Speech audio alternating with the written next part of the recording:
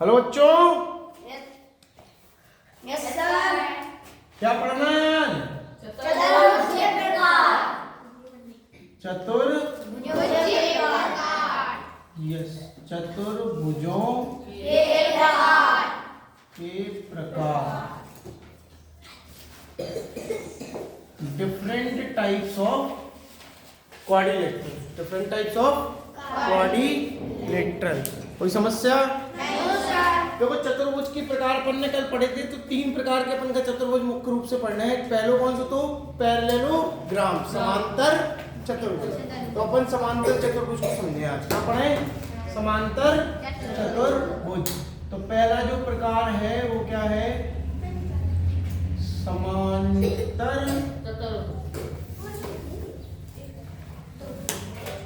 चतुर्भुज।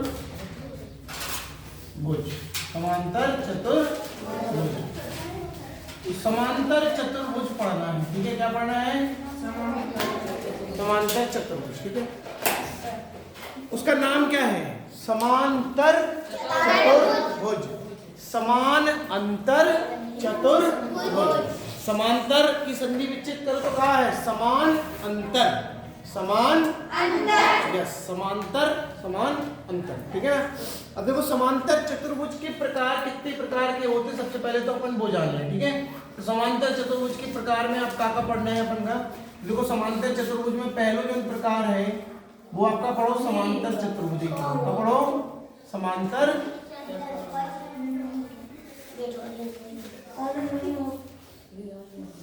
समांतर चतुर्भुज। समांतर चतुर्भुज। फिर दूसरों का हो जाए सम चतुर्भुज। क्या हो जाए? सम चतुर्भुज। सम चतुर्भुज। फिर तीसरों का हो जाए आयत। क्या हो जाए? आयत। और तीसरों और फिर चौथों का हो जाए वर्ग। क्या हो जाए? वर्ग।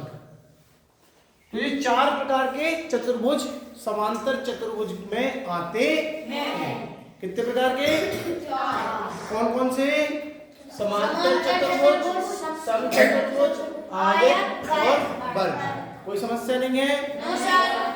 अब सबसे पहले समझो कि इन चारों की देखो, जिन चारों काय के प्रकार है समांतर चतुर्भुज के, ये चारों काय के प्रकार है समांतर चतुर्भुज।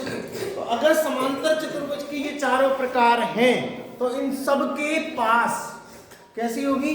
कुछ ऐसी प्रॉपर्टीज होंगी, कुछ ऐसी विशेषताएं होंगी जो इन चारों में पाई जाएंगी। जो इन चारों में पाई जाएंगी। तो इन चारों में जो पहली विशेषता है वो क्या पाई जाएगी? कि सम्मुख भुजाएं बराबर और समांतर होंगी। क्या होगा? सम्मुख भुजाएं समांतर और बराबर होंगी। दूसरी जो विशेषता है वो क्या होगी? कि सम्मुख कोण बराबर होंगे। सम्मुख कोण बराबर होंगे। सम्मुख कोण बराबर। सम्मुख कोण माने ए के सामने कौन होगा? सी, और बी के सामने कौन होगा? डी। तो बी बराबर डी और ए बराबर सी। सी, ठीक है ना? और सम्मुख भुजाएं बराबर और समांतर हो गई, सम्मुख कोण बराबर और बराबर हो गए, और जो विकर्ण होंगे क्या होंगे? एक दूसरे को समद्विभाजित करेंगे। सम माने समान, द्वि माने दो भागों में बांट देंगे। समान दो भागों में बांट देंगे। तो अपन सबसे पहले समझते हैं, लिखेंगे बाद में, ठीक है ना? भाषा बाद में लिखेंगे। पहले नंबर अपन क्या करते हैं? समझते हैं कि है क्या।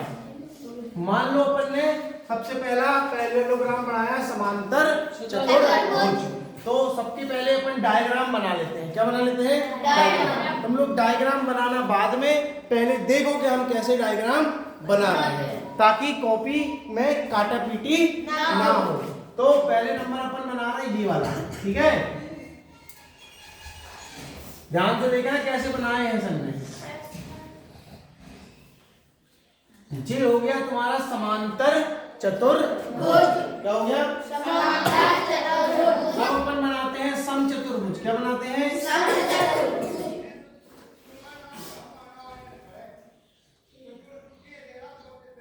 समचतुर्भुज।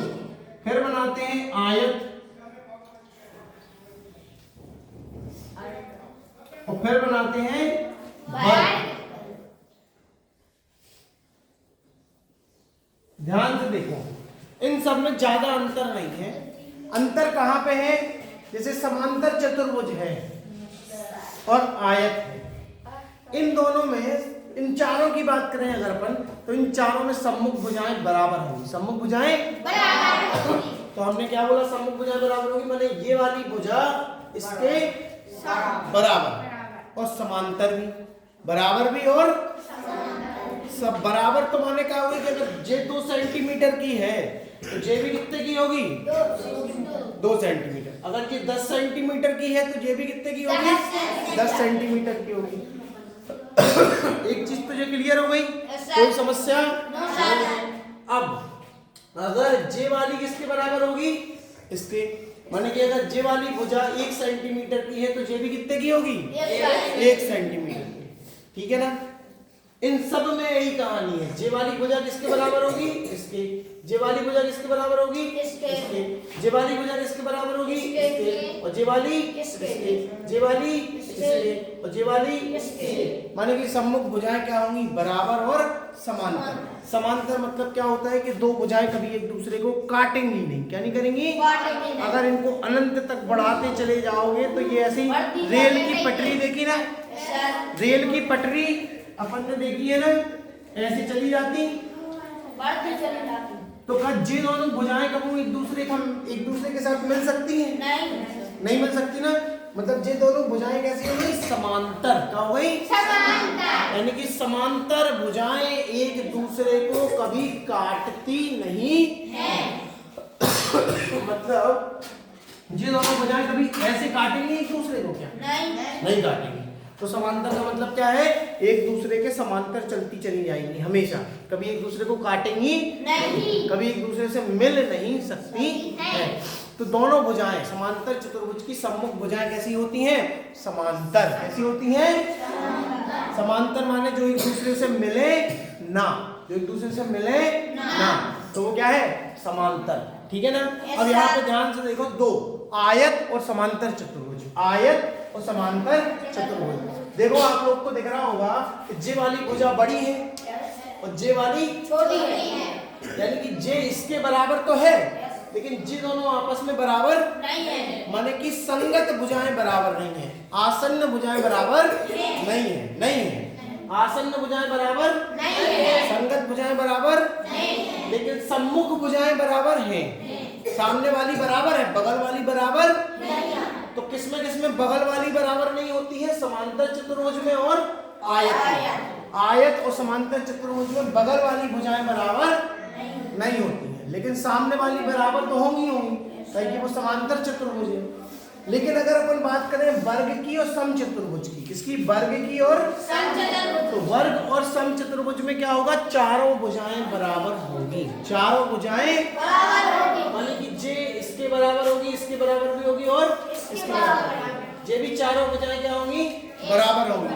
तो कुल मिला के अपन को एक चीज समझ में आ गई कि समांतर चतुर्भुज के जो 4 प्रकार हैं उनमें से पहला प्रकार है समांतर चतुर्भुज, दूसरा है आयत मतलब समचतुर्भुज, फिर है आयत, तो फिर है वर्ग, फिर है वर्ग। एक चतुर्भुज को अब अपन क्या करेंगे? पढ़ना चालू करेंगे और उनकी विशेषता को भी समझेंगे। कोई समस्या नहीं है इसमें? चलो तो अपन एक चतुर्भुज की विशेषता समझेंगे। सबसे पहले अपन समझेंगे कि चारों के चारों समांतर चतुर्भुज है उनकी क्या विशेषता है। कुछ ऐसी विशेषताएं हैं जो चारों में पाई जाएंगी। ठीक है ना?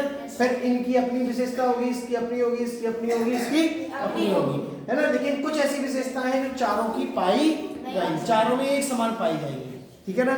तो सबसे पहले अपन क्या करेंगे? चारों में जो विशेषताएं हैं वो देखेंगे। ठीक है, एक साथ। तो सबसे पहले आप लोग इसको लिख लो, फिर अपन क्या करते हैं? चारों की विशेषताएं लिखेंगे। कोई समस्या? सबसे पहले नाम और उनकी आकृति याद कर लो, नाम और आकृति। फिर अपन इनकी विशेषताएं पढ़ेंगे और फिर अपन एक एक चतुर्भुज को ध्यान से पढ़ेंगे। कोई समस्या है इसमें? नहीं सर। चलो वेरी गुड। अब अगर अपन को इतना समझ में आया है तो इस वीडियो को क्या करेंगे? लाइक, और क्या करेंगे, कमेंट और शेयर।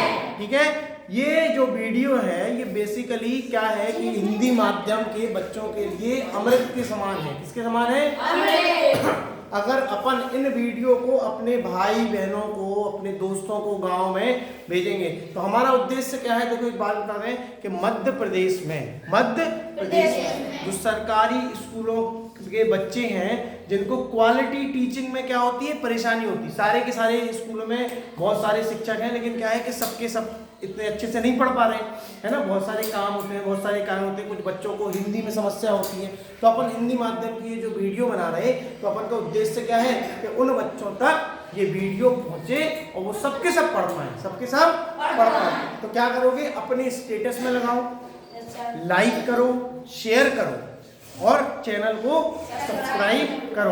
अपन कोशिश करना है कि ये जो चैनल है इसको इतना फेमस करना है, इतना फेमस करना है कि मध्य प्रदेश का हर एक सरकारी स्कूल का बच्चा और प्राइवेट स्कूल का बच्चा क्या करे, इसको देखे। काहे कि बहुत छोटी सी बात है जो हमें समझ में आती है कि आज तुम लोगों में और दिल्ली में बैठे बच्चों में या भोपाल में बैठे बच्चों में या और किसी गाँव में बैठे बच्चों में केवल कोई गलती तो है नहीं है। गलती केवल इतनी है कि तुम्हारा जन्म गाँव में हुआ तो तुम्हें पढ़ाई वैसी नहीं मिल पा रही, और जो बच्चा का जन्म दिल्ली में हुआ उसको वैसी पढ़ाई मिल पा रही है ना।